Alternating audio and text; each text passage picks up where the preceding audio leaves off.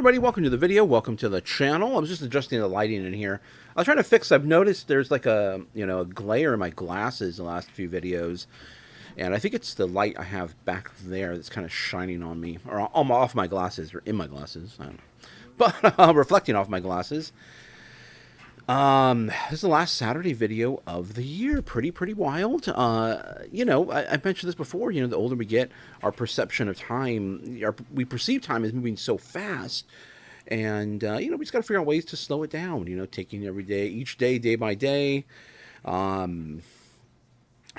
Stop thinking. I mentioned on someone's video, not always looking towards the future all the time. Live in the now, live in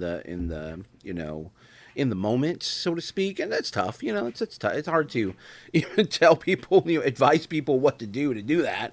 And that's different for everybody. It's going to be different for everybody out there. How they can achieve the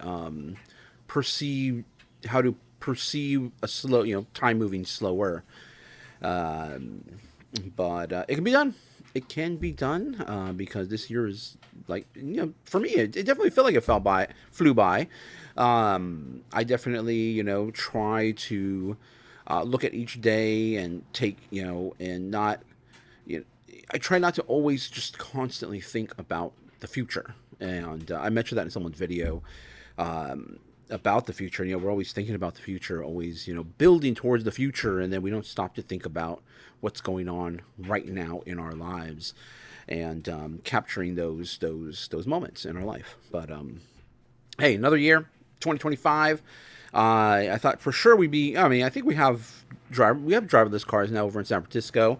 I don't know how good they are, but I thought we'd be flying by now. Back to the Future, the end of the first Back to the Future, and into the second one.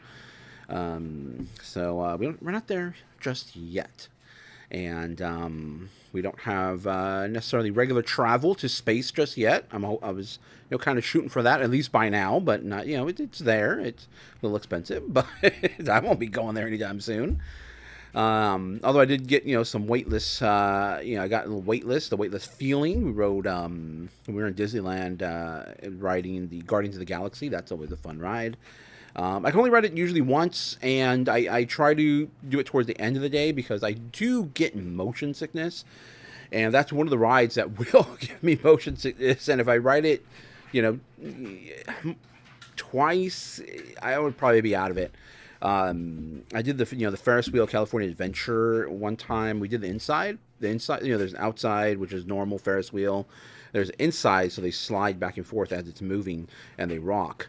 And I thought that'd be fun one year, and I was sick for hours after that. So I'm not doing that again.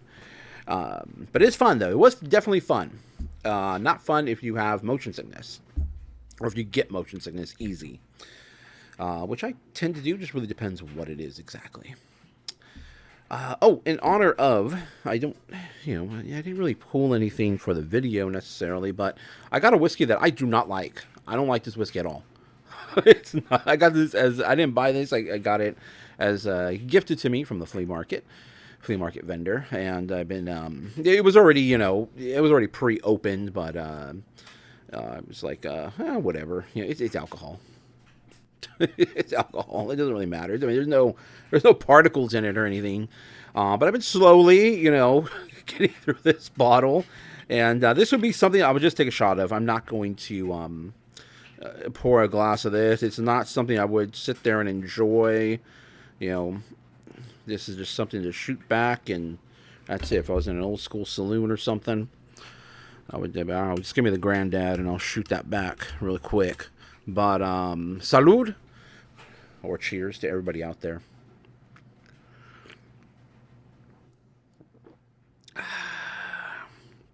That's a burn. That's a burn right there. And very, very little flavor in my opinion. But if you like it, you like it. Let me know in the comments. If you've had this and you actually and you enjoy it, let me know. But not my favorite. Not my personal favorite. Yeah, Christmas dinner. Oh man, way too much. Like the video, hit the thumbs up, subscribe, comment down below. We had Christmas dinner. Let me know what you had for Christmas dinner. traditional Mexican. We had pozole, we had tamales, we had arroz, frijoles. So good, so good. If you never tried pozole before, give it a try. Pozole, primarily made with pork, but it can be made with chicken, kind of like menudo almost. You put all the fixings in there: the cabbage, the onions, the radishes, and lemon. It's so good. I really, really do like pozole. And we have a great pozole spot here locally to us that we like to go to. And just so delicious. Spicy, too. Everything's spicy, right? You put sauce on everything, and really, really good. So, great, great Christmas dinner. We're going to another, I guess, post-Christmas dinner tonight. We'll see what we're having. Maybe some cocido or something, or I don't know. We'll see. We're going over to my parents, and they have I can't remember the name of that chicken place where they sell chicken strips. Every time I think of it, I just want to say flingers, but it's not that. It's if it comes to me during this video, I'll let you know. They only sell chicken strips there. Raising Cane's, that's the one. Raising Cane's. Raising Cane's is really, really good. I really like it. I like it better than Chick-fil-A. I like it better than actually I like Popeyes. Their crispy chicken is really, really good. But I don't know. The Raising Cane's is just a little bit above that for me. And if you guys have a favorite chicken place, let me know. I also like the little bits of ice that they serve over at Raising Cane's as well too with their drinks. So that was Christmas Day. So we had a great Christmas. Of course, we had gifts and everything like that. And then yesterday we went out. So yesterday was the day after Christmas, and my daughter wanted to go out to eat. So we're like, all right, let's go out to eat. And I've been watching some videos lately of dead malls of America. And a lot of people talking about other videos about people talking about the economy. Economy's down. People are down. Everything, yada, yada, yada. But I just kind of want to show, the malls here in my area. I don't know what it's like in your guys' parts of the country, where everybody's living at, what you're seeing out there. But our malls are jam-packed. We tend to stay away from the mall, especially on the weekends, because it is packed. Trying to find parking is impossible, especially during the holidays. It's even more impossible.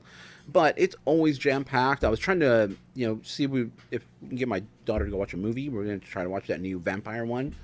But everything was sold out. All the movies been sold out. And then, it's if you're trying to buy, the day before or the day of, it's you're sitting front row. Everything else is pretty much sold out. So yeah, I want to do a video. I want to drop a video probably this Sunday. I'm going to do a walkthrough of one of our malls here. I'm just going to show everybody out there, and not maybe it's dead where your mall is, but there are still places where it is just popping, and consumerism, capitalism is in full swing, and it's wild. It is wild. The amount of cars when I'm going out and about, it just even middle of the day. I don't like I said, I only work one day a week at a hospital. And so other days I'm out, different hours. I'm trying to avoid traffic hours, but it's still tons of traffic. We try to go out to eat. It's an hour wait, 2-hour wait. And it's like, man. But I'm going to try to drop a video on that on Sunday. We'll see if I can get to that. Because that's the only day I don't really drop a full-length video. So I might just put it there. I don't want to, take away from any of my other videos during the week.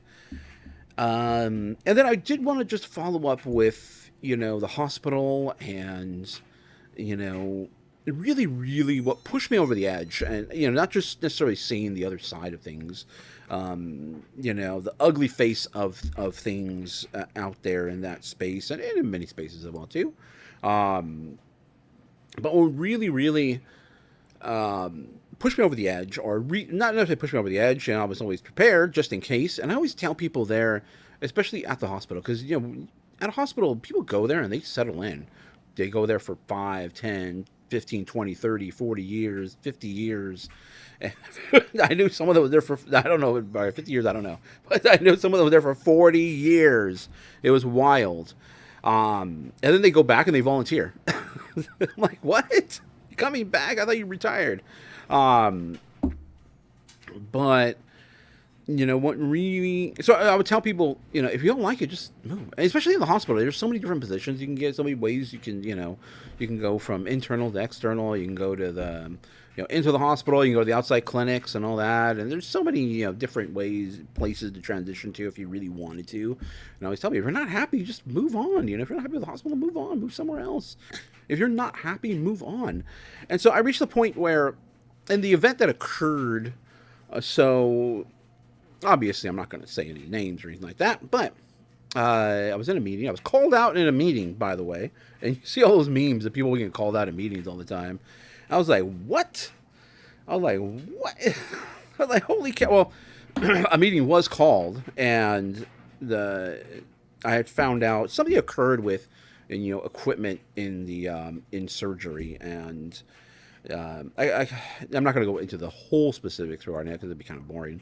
But there was an issue with equipment in the OR, and part of my jobs is to make sure everything goes smoothly for a surgery. You don't want to hear anything, everything. You don't want to hear a word, a peep of anything when surgery's happening. You just want to, the end of it. You just want to, Sometimes I'll ask, I'll be, hey, how's so and so? How's so and so doing? How is that person doing or that person doing? But generally, you don't hear anything. When you do hear something, then there's an issue. I get a call from OR room, like, oh great, what's going on? So there was an issue with equipment on this day with one specific patient, and it's not like it ends the day. It's not like, okay, well, we can't do anything. Hands up, we don't do anything. There's always backup. There's backup situations. There's always backup solutions. And so this person said they were trying to call me, and I didn't answer. I was like, okay. Did you try to call me again? No. Did you leave a message? No. Did you send me a Teams message? No. Did you send me a Health Connect message? No. Did you call my cell phone? No. Did you text me? No. But I tried to call you, and you didn't answer the phone, and this was the issue that we had. I'm like, well, I mean, did it stop the surgery? Like, no, we had the backup. Everything went into backup. But what happened? What happened there? Why didn't you answer the phone? And our phones, we could see missed messages and everything there. So, or missed calls. So I always go back and look. If I see anything missed on there, because of the importance of surgery, I would always look at my missed call. Who did I miss? If I had to step away, use the bathroom or whatever, who knows? I would go in there and I'd be like, oh, what did I miss? I would look at it. But I recall the day specifically, and I had no missed calls that day. So I'm like, well, what, it's pretty impossible for me to have missed that call, or at least not seen that you called and then called you back. Now, mind you, I've been working with this person, and I thought we were cool, and I've been working with this person for 16 years. And yeah, I'm like, all of a sudden it was like, what the heck? Like, why didn't you bring this to me offline? Why didn't you, address this with me first? And I was like, we could have, I don't know, we could have resolved this or whatever. But then I just off the top of my head, right? I'm like, technical issue? I don't know. Maybe it didn't pop up as a missed call. What number did you call? And now, mind you, this was in an offsite. The procedure took place in an offsite setting, so they couldn't use internal phones. They had to call from outside. Mind you, also, we've been working together for 16 years. They have all my contact information. There was no reason to not be able to get in contact with me, and there's no reason for me not to be able to get into contact with them if I knew there was a problem, even in surgery. And they said, well, this is the number I called. Like, that is not my number at all. That everybody knew that was not my number. And like, oh, okay, case closed. That's it. All right, everybody go back to doing what you were doing. I'm like, what? That was it? You called the wrong number? You're calling me out because you called the wrong number? 16 years flushed down the toilet? Mean nothing to you? I'm like, what in the world? So I was like, that's it. That was my signal that, okay. And this was during the pandemic. I was like, man, this pandemic is really, really like stressing people out. It's showing me everyone's true colors. It doesn't matter how many years you've been working with somebody in the hospital. I mean, I'm pretty sure there's drama everywhere, and in every workplace. But I think the hospital, there's the trauma level is like at another level, basically. Uh, and so I was like, 16 years, huh? Oh, dang, we've known each other for a very long time. And first of all, you don't even have my right phone number for the office. What in the world? I mean, what happened was everybody becomes too complacent with, doing the easy, taking the shortcuts. In the phone system, there was a shortcut. It was easy. It was easy just to dial somebody else shortcut wise internally. But when you're external, you have to have the full phone number. I was like, now, what are you going to do? I can't help somebody that's not going to call the right phone number, or it's not going to even be aware of the alternate phone numbers to be able to get a hold of me at. In this day and age, we have so many ways to message people. So that was my cue. I was like, damn. All right, well, I mean, if that's the way it is around here, all my nearly 20 years, whatever, I'm out. That's it. I had the ability already to transition, and I stood behind my words and what I would tell people. If you no longer like it here, there were multiple other things as well too occurring during the pandemic that prompted me to finally say, that's it. I'm regulating this job to severely part-time, and we're going full-time into reselling, and that's what I did. Full-time reselling, working 1 day a week in the hospital, only giving them a little bit of my time now. If my all these years I put in there isn't worth it, all of a sudden, one random event where somebody wasn't even getting the right phone number, calls me into question, well then, I'm going to give you less of that time to complain about, I guess. So that was the one event that really, really tipped the scale for me. And I was like, I'm done. Almost completely done there. We'll see how things go in the future. But enough about me. And they always say I guess, people always say you always talk about yourself too much, when you're in a one-on-one situation or you're hanging out with people, you get nervous and you just start talking about yourself like crazy. But, just me and a camera and in front of a computer screen, microphone. So I guess I get to talk. It's not, as much as I want about myself. Okay. So yeah, always have a backup situation, and reselling, in my opinion, there's a reselling channel, by the way. Reselling, in my opinion, is a great way to have a backup situation, a backup solution, backup money, because we need monies. We need dollars. We need dollars to buy stuff. We need dollars to go, groceries and, buy the extras and all that. So always have backup situations, backup solutions, things to fall back on if you need to. So, okay. And reselling's always been there for me. So it's always been something I've been aware of. I've always been doing. I've been doing it for, well over 20 years now. So, and thanks to the internet, really, really helped, everything as far as how we can make money. It keeps growing. There are more ways to make money. I'm trying to make money on YouTube as well too. So, but let's get into the what sold part. Did I mention if, the what sold, it's been harder and harder for me to get the cool, unique what sold items. I'm gonna have to adjust the window here in a little bit, so just bear with me, please. But it's been harder to find unique, cool items, because during the month of December, I have noticed that not that many people buy the cool, unique, unusual items.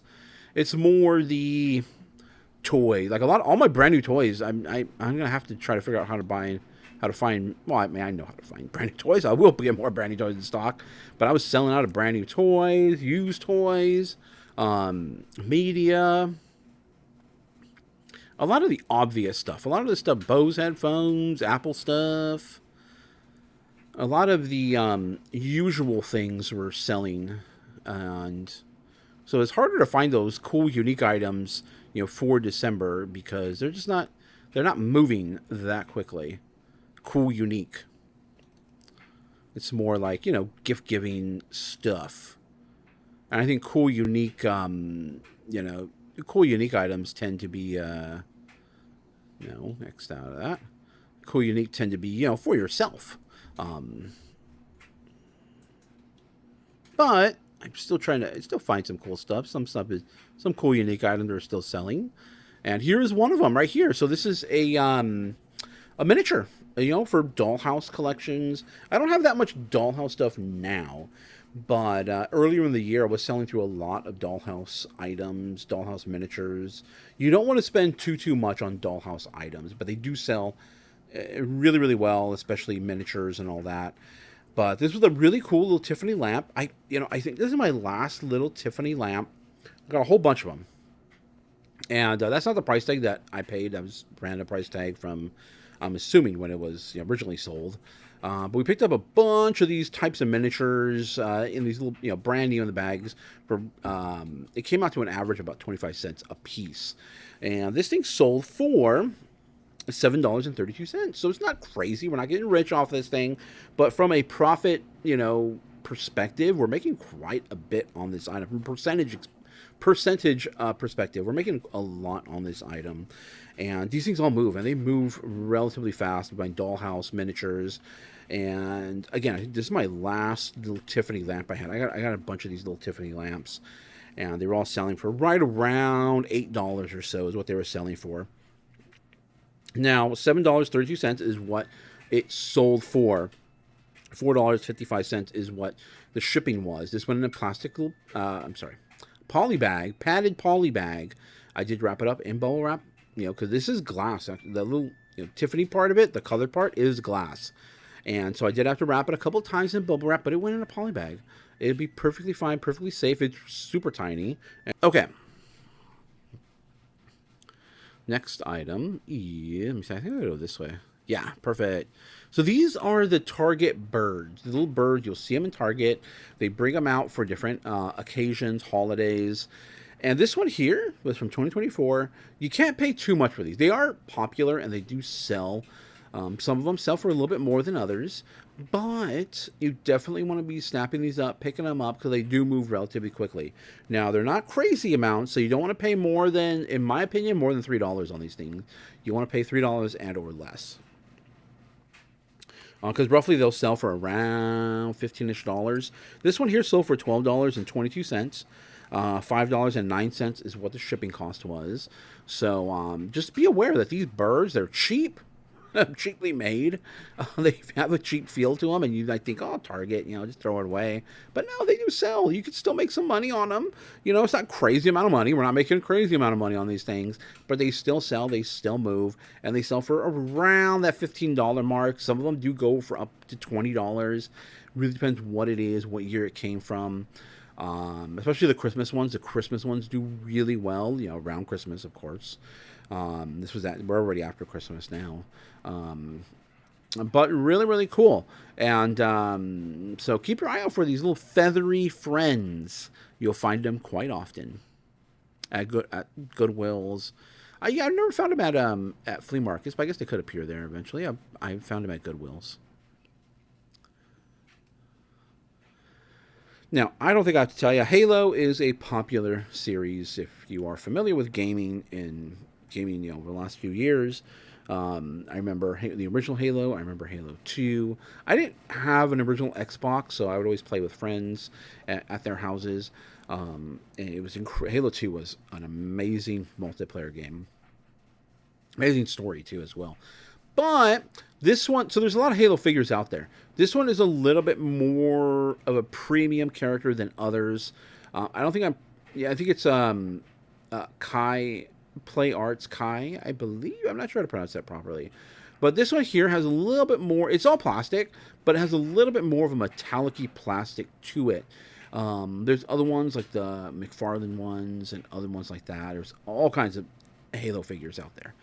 But this one here, if you had all the accessories with it, if you had the hand, because mine's missing the hand, you could get closer to $60 to $70 for this figure, and maybe more if you had all the accessories with it. This was missing, obviously, a hand and all the accessories. There was even some parts that went on the back of it that is missing as well, too. But nonetheless, this one figure still sold for $23.88. And the shipping was $6.64. I don't think I said what I said the lamp was in a padded poly bag. The bird, I did put that in a box. That does go like in a hat box. 975 size box. I don't want to get crushed or crunched. I believe it's a styrofoam on the inside. This Halo figure went inside a poly bag. Wrap it a couple of times in bubble wrap, but it's a little bit more of a rarer figure, and can go for more depending upon the accessories you have. And what helped me with this figure, because I saw on the bottom of the feet, it didn't say McFarlane on it or anything, it just said Microsoft Studios. It had the year on it, and that was it. And so I was like, this is a bit different. And so I Google imaged it, and it came up with exactly what it was. So it has a little bit more of a metallic look to it, although it's all plastic. There's no metal on this. So really, really cool. Keep your eye out for these figures. Any Halo figures do really well. Halo the Mega Blocks, which are the competitor to Lego, you definitely want to be on the lookout for, because those specialty ones from gaming series do incredibly well. Halo and Call of Duty do insanely well. So if you ever do keep your eye out for them, even used, even partially complete, if you have the figures, even better. Those really do command quite a bit, even more so than their Lego counterparts. Lego, just Lego in general, because Lego doesn't have Call of Duty, Lego doesn't have Halo, doesn't have any of those IPs. It would be kind of cool if they did get those IPs or intellectual properties in the future, but right now they don't. So it's all Mega Blocks.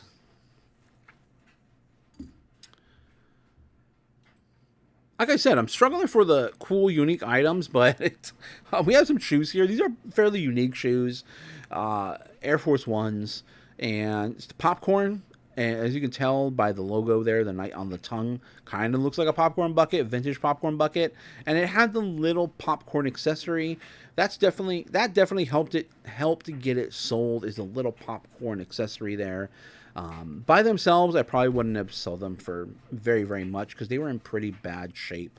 But I knew that these would sell for a little bit more of a premium when it comes to shoes, and $26.26 is what they sold for. $13.37 is what the shipping was. Now, I've been using a new shipping method for my lower end shoes, not shoes that go for around $20, $30, $40. If they're with a box, I'm going to be putting them in a box. But I saw someone who does sell more shoes than I do, way more shoes than I do, and they were putting them in poly bags. Now, I have adopted that recently.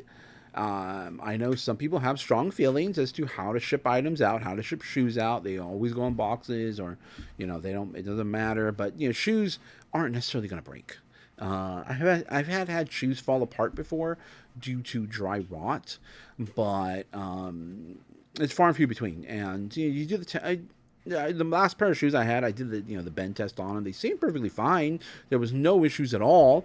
And then I got them home, and I was like, oh, these are pretty cool. And eventually I noticed like a little crack on there, and I kind of pressed my finger a little bit, and they I'm like, what the? Like, great. I lost money on that. It wasn't that much, but nonetheless, I still lost some money on it. And they just completely fell apart. And I'm like, okay. They look good in the beginning, but now they're not. But as long as they're worn in, they have been worn in. Usually they should be pretty good. But these were well used shoes, and I set them in a poly bag, and everything's perfectly fine. No issues so far with the poly bag, bagging shoes in a poly bag.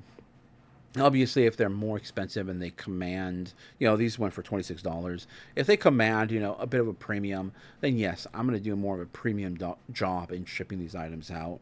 But for your, your $25-ish shoes, I'm just going to throw them in poly bags now at this point. And I really, really don't buy that many shoes. I don't really resell that many shoes. And when I'm looking for shoes, I'm looking for shoes that will sell for over $20. So, my buying cost really, really has to be kind of low on shoes. Obviously it depends on how much I'm paying for the shoes as well too. If I'm paying like $5 or less, they should be going for hopefully about $25 for me. If I'm paying any more than that, I'm looking for more than $25 per shoe. So, so these are pretty good sales. So keep your eye out. Nike Air Force Ones, the popcorns, if they're in better shape, they would sell for more money. But these were not in good shape at all. But they still sold for close to $30. So pretty good. And the last item here, I just wanted to show a Christmas type of, even though it's not really Christmas, more just winter in general. But this is an Anna Lee. Christmas stuff is still selling. This sold post Christmas. So it's already out and in the mail. But it sold after Christmas. I sold some Limax lights already, Christmas lights. They're decorated with a wreath and everything. Christmas stuff still moves year round. Not everything Christmas necessarily. We'll sell year round. So you just got to be cautious and be aware of that. You want to find the cooler, more unique collectibles, or maybe the collectibles like this one, which isn't really Christmas, but it's just more of a winter type of scene. Looking for more of those items that are just kind of generalized in winter itself. So really cool piece, and glad it sold. So $14.02, $5.93 is what it sold for. What the shipping was, and this one in a box. One of my hat boxes, so a 975 box. You don't want it to get crushed or anything like that. It had some little more delicate pieces. The skis are actually wood, so I didn't really want to mess with those too much. But that is it. So really cool. So let me know what you guys think. Let me know what you guys are doing for the new year. The New Year's on a Tuesday, and we don't really do too much anymore for the New Year at all. New Year's, we just kind of hang out, at home. The kids, I don't know if the kids have plans or not. I don't think my daughter, I doubt she has plans. I mean, she could if she wanted to. But my son, he might go out with his friends or something like that. He's not going to go out he's not old enough to go out and go out. But he might hang out with his friends. We'll see. Otherwise, I'll see you guys next video. I'll be doing another one of these videos. But as far as seeing you on a Saturday, that won't be until the new year. Made it to the end. Thank you guys for watching. If you enjoyed this content, please like the video by hitting the thumbs up. Subscribe to the channel by hitting my little round icon down below. It really does help us out here. Also, you'll find a couple of selections. You'll see a playlist of videos to watch and my most recent video that I did upload.